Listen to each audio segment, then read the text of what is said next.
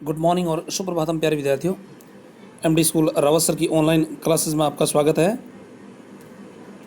आज हम model paper second की चर्चा कर रहे हैं। तो पहला क्वेश्चन आता है, गुप्त वंश के किस शासक को भारत का नेपोलियन कहा जाता है? तो ये कहा जाता है समुद्रगुप्त को। गुप्त वंश के समुद्रगुप्त को भारत का नेपोलियन कहा जाता है। यह कहा था विंसेंट स्मिथ ने। सेकंड क्वेश्चन, सवाई जय सिंह द्वारा स्थापित 5 वेधशालाएं जो है वो कौन कौन सी थी और कहाँ कहाँ इन्होंने स्थापित की थी? तो ये इसका जो मैंने है वो कोड बना रखा था DJBUM, यानी दिल्ली जयपुर। जयपुर जो है वो सवाई जय सिंह द्वारा स्थापित 5 वेधशालाओं में सबसे बड़ी जो है वो वेधशाला है। इसके बाद बनारस, उज्जैन, मथुरा, ये 5 स्थानों पर स्थापित 5 वेधशालाएं हैं। क्वेश्चन नंबर थर्ड, आधुनिक विश्व में प्रतिनिधि लोकतंत्र के 2 रूप जो है वो कौन कौन से हमें दिखाई देते हैं? तो एक तो है संसदात्मक शासन और दूसरा है अध्यक्षात्मक शासन। चलिए next question, city of step wells किसे कहा जाता है? तो सिटी ऑफ स्टेप वेल्स जो है वो बूंदी शहर को कहा जाता है। क्यों? बावड़ियों के कारण, यानी बावड़ियों की अधिकता है यहाँ पे, इसलिए बावड़ियों की अधिकता के कारण बूंदी शहर को जो है वो सिटी ऑफ स्टेप वेल्स जो है वो कहा जाता है। नेक्स्ट अगला क्वेश्चन है, राष्ट्रीय आय को परिभाषित कीजिए। तो एक देश में सभी साधनों द्वारा, एक देश में सभी साधनों द्वारा एक वर्ष में, या इसको यूं कह सकते हो एक वित्त वर्ष में, एक देश में सभी साधनों द्वारा एक वित्त वर्ष में, मुख्य बात है ये, एक वित्त वर्ष में उत्पादन प्रक्रिया में योगदान के फलस्वरूप अर्जित आय का योग जो है वो क्या कहलाता है? राष्ट्रीय आय कहलाता है। चलिए आगे नेक्स्ट अगला छठा नंबर क्वेश्चन, नीति आयोग की स्थापना कब की गई थी? तो यह की गई थी 1 जनवरी 2015 को, और इसका पूर्व नाम क्या था? इसका पूर्व नाम था योजना आयोग। इसका पूर्व नाम क्या था? योजना आयोग। और नीति आयोग की स्थापना जो है वो प्रधानमंत्री नरेंद्र मोदी ने ही की थी, ठीक है ना। तो ध्यान रहे, नीति आयोग का अध्यक्ष जो है वो कौन होता है? तत्कालीन प्रधानमंत्री जो है वो इसका अध्यक्ष होता है, और वर्तमान में नीति आयोग के अध्यक्ष है नरेंद्र मोदी।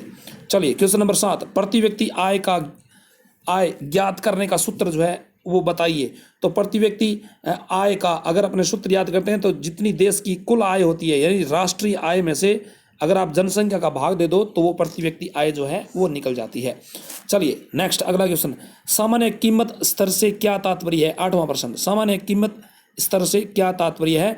तो सामान्य कीमत स्तर से तात्पर्य है अनेक वस्तुओं पर या एक वस्तु समूह की कीमतों के औसत स्तर से है, इसका तात्पर्य, ठीक है ना। चलिए नेक्स्ट प्रश्न नंबर 9, भारत में गरीबी मापन का प्रथम प्रयास जो है वो किसने किया था? तो यह किया था दादा भाई नौरोजी ने। और कब किया था? दादा भाई नौरोजी ने ये किया था। और कब किया था? 1868 ईस्वी में किया था। लास्ट क्वेश्चन इस मॉडल पेपर का, बेरोजगारी क्या है? बेरोजगारी क्या है? कोई व्यक्ति जो कार्य के योग्य व इच्छुक हो लेकिन रोजगार प्राप्त करने में असफल रहता हो, तो इस स्थिति को क्या कहा जाता है? बेरोजगारी जो है वो कहा जाता है। चलिए मॉडल पेपर हमने सेकंड की चर्चा कर ली, अब बात करेंगे हम मॉडल पेपर थर्ड की। मॉडल पेपर थर्ड की तो तीसरा मॉडल पेपर आपके सामने है। पहला क्वेश्चन जो है वो आता है कि कालिदास की प्रमुख रचनाओं के नाम लिखो। तो ध्यान रहे, कालिदास के 2 महाकाव्य थे, रघुवंशम और कुमार संभव। 2 खंड काव्य थे, मेघदूतम और ऋतु संहार। और नाटक थे मालविकाग्नि मित्रम और विक्रमोर्वश्यम और अभिज्ञान शाकुंतलम। ये प्रमुख रचनाएं हैं कालिदास की। नेक्स्ट, अकबर ने कौन से धर्म का प्रवर्तन किया था, या कौन सा धर्म जो अकबर ने जो है वो चलाया था? ये अपना पर्सनल धर्म चलाया था अकबर ने। उस धर्म का नाम था दीन ए इलाही, और यह चलाया था 1581 ईस्वी के अंदर। और ध्यान रहे, इस धर्म में सम्मिलित होने वाला एकमात्र हिंदू व्यक्ति कौन था? बिरबल। कौन था? बिरबल था। और इस धर्म का जो प्रधान पुरोहित था वो था अब्बुल फजल। ठीक है, चलिए आगे क्वेश्चन नंबर 3, लोकतंत्र के विशिष्ट वर्गीय या अभिजन वर्गीय सिद्धांत एवं दृष्टिकोण के प्रमुख विचारक जो है वो कौन कौन से हैं? किसके? लोकतंत्र के विशिष्ट वर्गीय यानी अभिजन वर्गीय सिद्धांत के एवं दृष्टिकोण के प्रमुख विचारक है रॉबर्ट मिचेल्स, जिनकी प्रसिद्ध पुस्तक थी द पॉलिटिकल पार्टीज। और नेक्स्ट विचारक है मोस्का, जिनकी पुस्तक थी द रूलिंग क्लास। फिर पेरेटो, बर्नहम और सी राइट मिल्स, ये प्रमुख विचारक थे किसके? लोकतंत्र के विशिष्ट वर्गीय यानी अभिजन वर्गीय सिद्धांत के विचारक। चलिए क्वेश्चन नंबर 4, भारत का सबसे लंबा बांध कौन सा है? तो भारत का सबसे लंबा बांध जो है वो है हीराकुंड बांध, और यह बांध उड़ीसा राज्य में महानदी पर बनाया गया है, जिसकी लंबाई 4801 मीटर है। चलिए, भारत में वित्तीय वर्ष की अवधि कब से कब तक है? 1 अप्रैल से लेकर के 31 मार्च तक की जो अवधि है वो भारत के अंदर क्या कहलाती है? वित्तीय वर्ष। ठीक है ना। चलिए नेक्स्ट क्वेश्चन नंबर 6, राष्ट्रीय आय।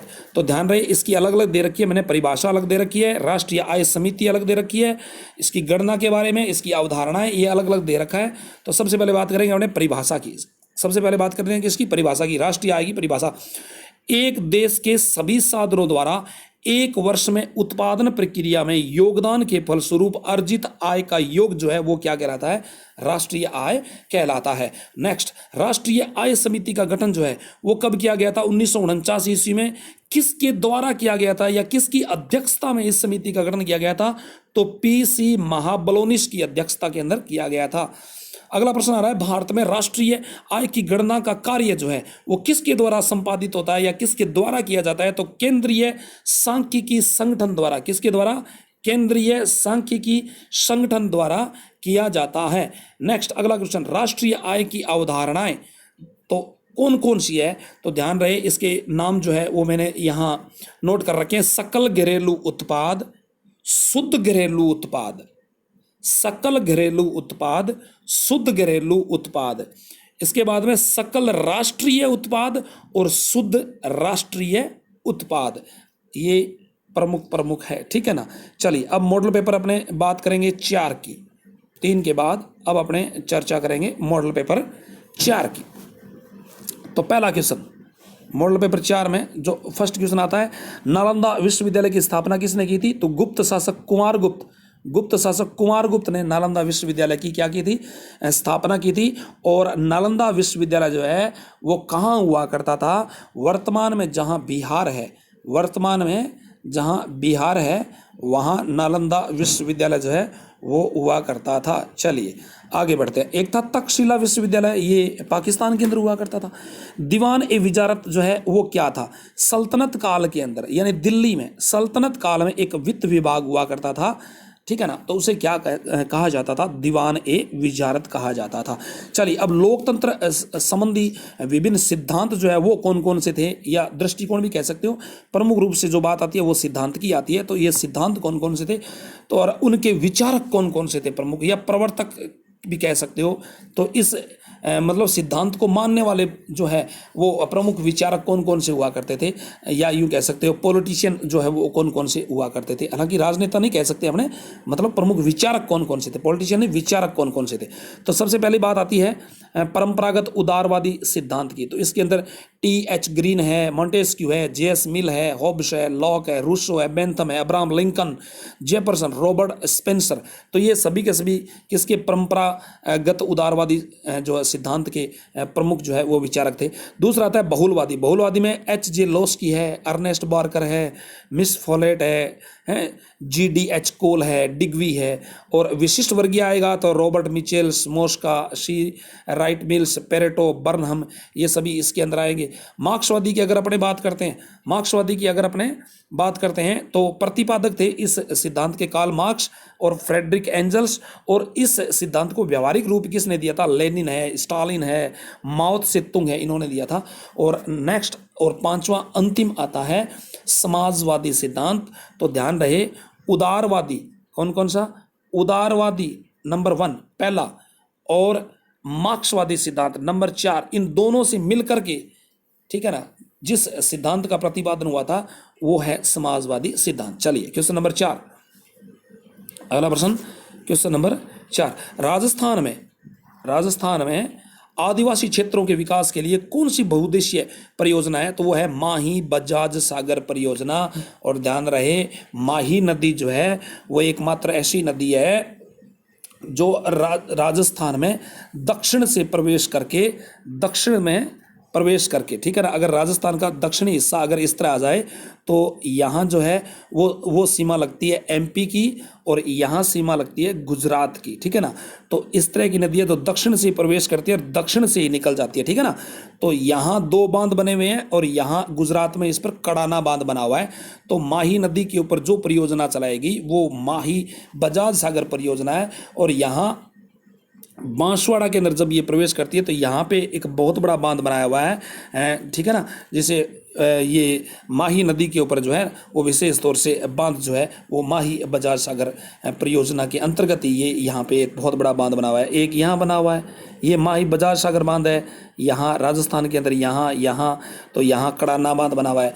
और यहाँ राजस्थान में एक अन्य बांध बांसवाड़ा में कागदी पिकअप भी इस नदी के ऊपर बना हुआ है। चलिए अब बात करते हैं नेक्स्ट, अगला प्रश्न, अर्थव्यवस्था के विभिन्न क्षेत्र कौन कौन से हैं। तो अर्थव्यवस्था के 3 क्षेत्र हैं। सबसे पहला प्राथमिक क्षेत्र जिसे कृषि क्षेत्र कहा जाता है।